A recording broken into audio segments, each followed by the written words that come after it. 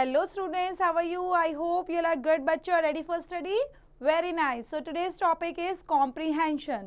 तो आज start करेंगे बेटा हम comprehension. So read the following story and answer the question that follow. So we'll start from this one and story title is The Fox and the Stork. Once there lived a fox in a jungle. He was very naughty. One day he thought of a plan to amuse himself at the expense of the stork, whose odd appearance was always funny for him. You must come and dine with me today, he said to the stork, smiling to himself at the trick he was going to play. The stork gladly accepted the invitation and arrived in good time with a very good appetite. For dinner, the fox served soup, but it was served in very shallow dish, and all the stork could do was to wet the very tip of his bill. Not a drop of soup could he get, but the fox lapped it up easily, and to increase the disappointment of stork, made a great show of enjoyment. So ये story बेटा देख रहे हो ना, fox and stock की है. तो ये यहाँ पर फॉक्स और एक स्टॉक है, तो ये दोनों के दोनों जंगल में रहते हैं.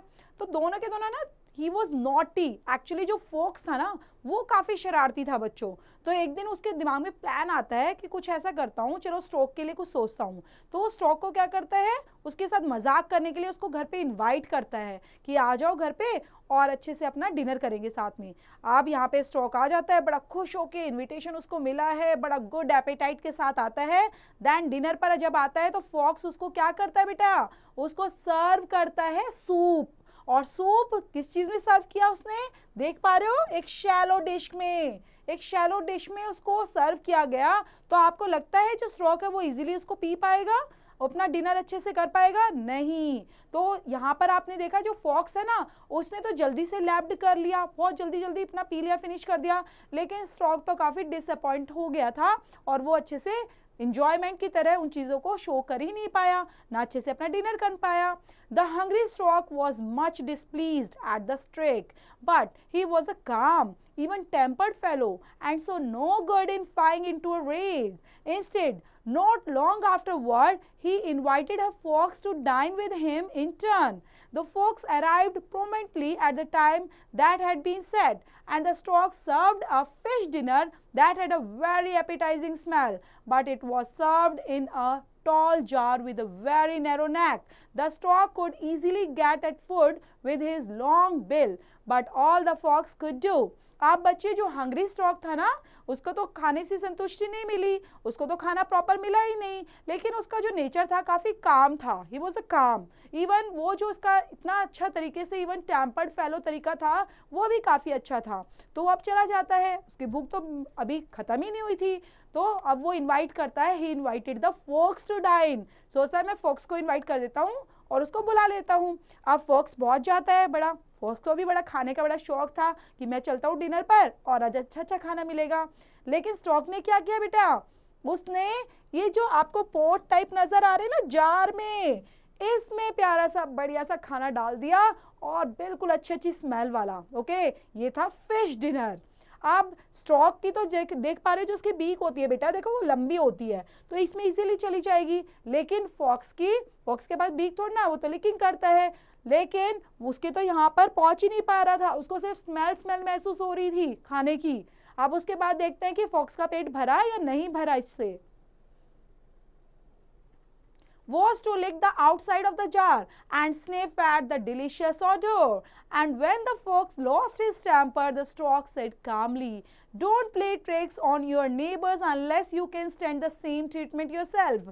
अब यहाँ पर जो खुशबू आ रही थी ना बेटा खाने की, एक डिलीशियस ऑडोर, जो उसको ही वो सूंघता रहा, स्निफ करता रहा. स्निफ करना बेटा सूंघना, उसी को सूंघता रहा क्योंकि फॉक्स खा तो पा ही नहीं रहा था और उसने अपना टेम्पर लॉस कर दिया था.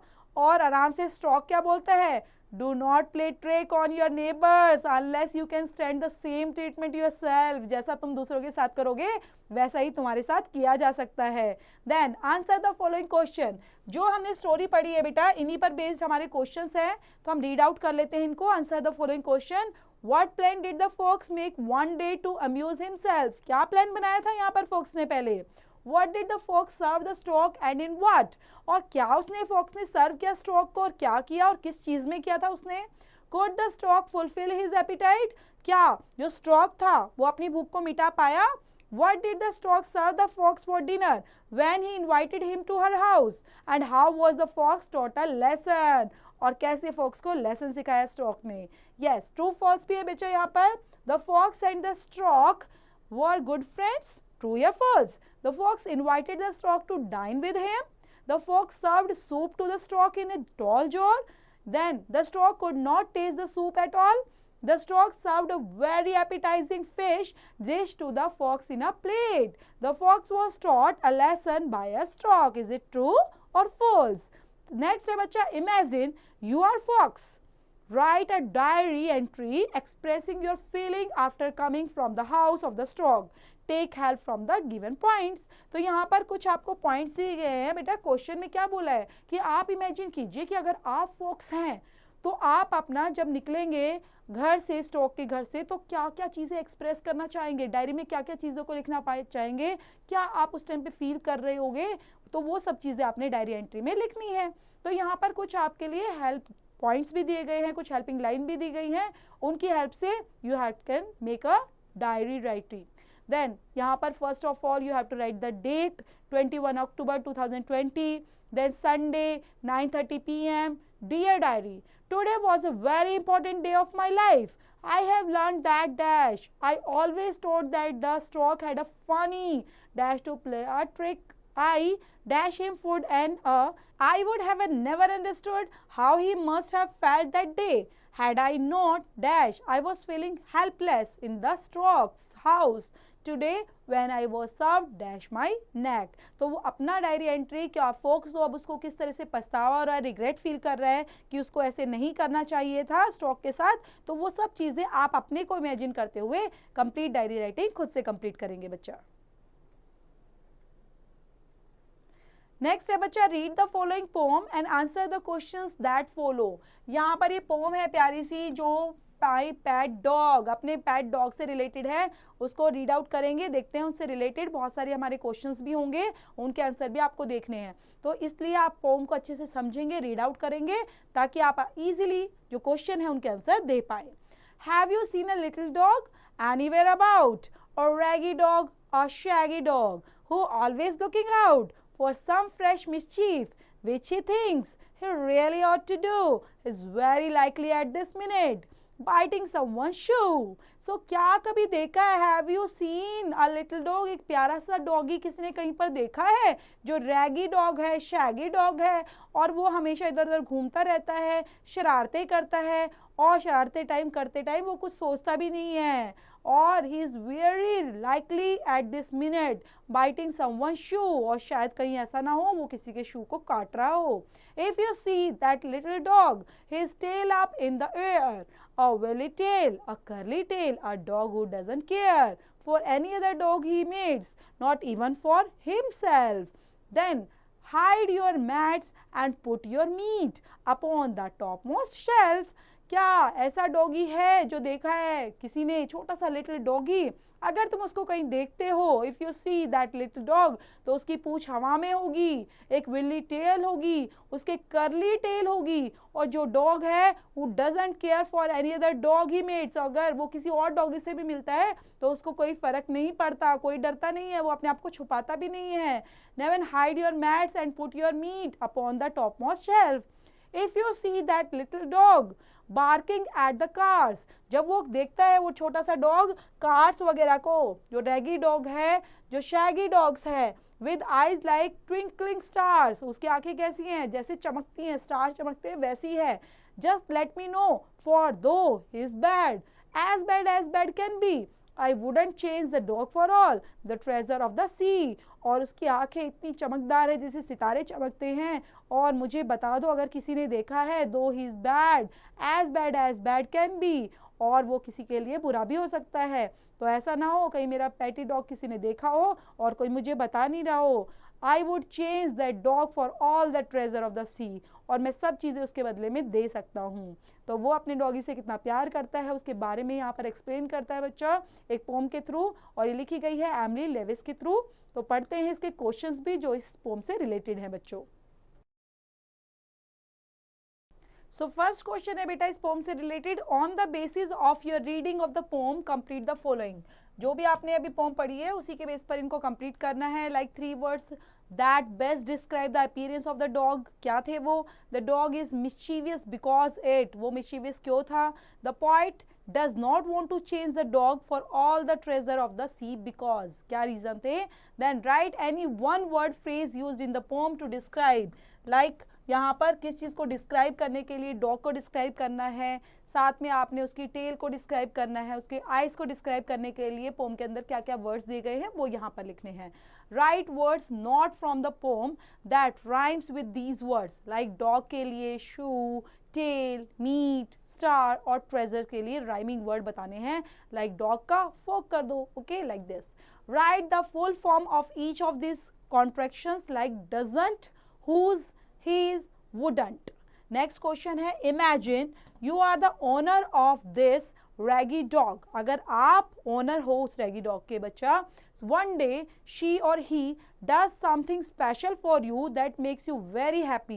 Write a diary entry describing what he did and what you experienced that day.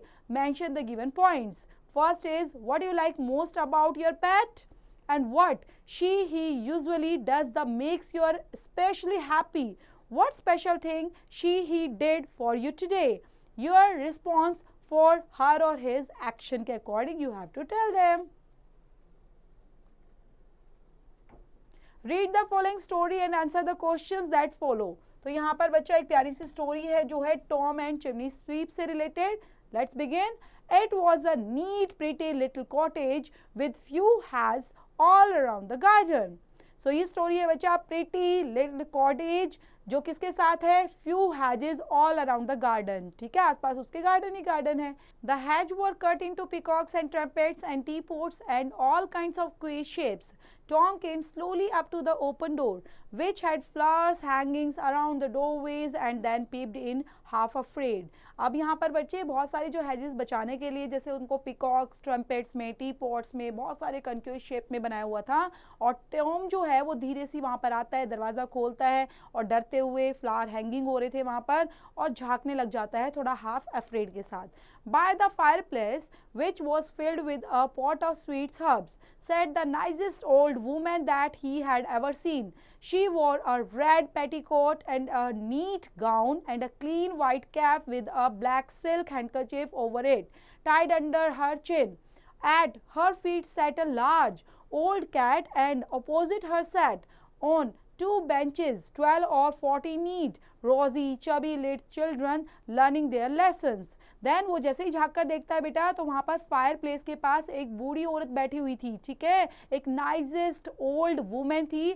ऐसा लग रहा था उसने कभी ऐसी औरत को देखा ही नहीं था. उसने क्या पहना हुआ था? रेड पेटीकोट डाला हुआ था, एक नीट गाउन है, एक क्लीन वाइट कैप उसने डाली हुई थी, एक ब्लैक सिल्क हैंडकरचीफ लिया हुआ था जो अपनी चिन के नीचे टाई किया हुआ था. आप जैसे उसका देख पा रहे हो वैसा ही उसका हुलिया था. और उसके पैर पे at her feet sat a large old cat and opposite her sat, एक लार्ज कैट बैठी हुई थी, कुछ बच्चे बैठे हुए थे जो ऐसा लग रहा था 12 और 14 नीट, रोजी, चबी, सभी बच्चे, और वो उनसे कुछ सीखने की कोशिश कर रहे थे. It was such a pleasant cottage with a shiny clean stone floor and old pictures on the walls, an old black oak sideboard full of shining dishes. A cuckoo clock in the corners begins calling as soon as Tom appeared, just to tell everyone that it was 11 o'clock. अब यहाँ पर बहुत मतलब वो काफ़ी जो cottage था बच्चा काफ़ी प्लीजेंट था, शाइनी था, बिल्कुल क्लीन स्टोन फ्लोर था उसका, ओल्ड पिक्चर्स लगी हुई थी वॉल्स के ऊपर, ओल्ड ब्लैक ऑक साइड बोर्ड था जो फुल ऑफ शाइनिंग डिशेस से था, और कुकू क्लॉक थी वहाँ पर, जो कुक क्लॉक होती है बेटा जो बोलने वाली, वो कॉर्नर में ही वहाँ पर लगी हुई थी, जो बता रही थी टाइम को कि अब कितना टाइम हो गया है, 11 o'clock. All the children started at Tom's dirty black figure. The girls begins to cry and the boys begins to laugh and all pointed at him rudely. But Tom was too tired to care for that. और जैसे बच्चे Tom को देखते हैं बेटा, उसके dirty cloth को, dirty black figure को देखते हैं, तो गर्ल्स तो रोना शुरू कर देती है, चिल्लाना, और बॉयज हंसने लग जाते हैं उसके ऊपर और उसको पॉइंट आउट करने लग जाते हैं काफ़ी रूडली तरीके से. बट यहाँ पर Tom was too tired to care for that. Who are you and what do you want? Cried the old dame. A chimney sweeps. Go away. I shall have no sweeps here. Water, said poor little Tom, quite faint. Then यहाँ पर वो पूछने लग जाते हैं तुम कौन हो, कहाँ से आए हो. देन वो कहते हैं अब यहाँ से चले जाओ, हमें ना किसी भी एक तरह से बच्चा जो होते हैं, सर्वेंट होते हैं या झाड़ू लगाने वाले होते हैं, हमें उनकी कोई ज़रूरत नहीं है. लेकिन टॉम वहाँ पर बोलता है पानी. देन वो पानी मांगने लग जाता है. वाटर बोलता है, water, there is a plenty in stream, she said quite sharply. वो कहते हैं प्लेंटी, तो बहुत सारा पानी है, स्ट्रीम में है, नदी में पानी है, चले जाओ वहां पर, quite sharply. But I can't get there, I am almost dead from the hunger and thirst. And Tom sank down upon the door steps and laid his head against the door. और उसको इतनी प्यास लगी थी, भूख लगी थी बेटा, कि वो जो टॉम था वो वहां पर गिर जाता है. And the old lady looked at him through her spectacles. 1 minute and 2 and 3. तो ओल्ड लेडी उसको देखने लग जाती है अपने चश्मे से और बोलती है 1 minute and 2 and 3. And then she said, he is sick and a child is a child, sweep or not. Water, said Tom. God forgive me, said the lady, and she came to Tom. Water will be bad for you. I'll give you milk. And she toddled off into the next room. They brought a cup of milk and a bit of bread. Tom drank the milk off at once and then looked up, revived. Then वो वहाँ पर जैसे गिर जाता है तो देखता है बच्चा तो बच्चा होता है, तो वो उसको करती है कि God forgive me and said the lady, इस तरह से बोलते हो उसको पानी देती है. तो पानी के लिए मना करती है, कहती है पानी तुम्हारे लिए शायद सही नहीं होगा, तुम अभी दूध लेने के लिए तैयार हो जाओ. मतलब वो मिल्क लेकर आती है उसको. And she toddled off in the next room, दूसरे रूम में लेकर जाती है, उसके कप ऑफ मिल्क देती है, बिट ऑफ ब्रेड देती है. देन उसके बाद टॉम सब चीज़ों को खा लेता है, दूध पी लेता है. Then looked up revived, adapted from the water babies by the Charles Kingsley. वहाँ से ये चैप्टर लिया गया है बच्चा.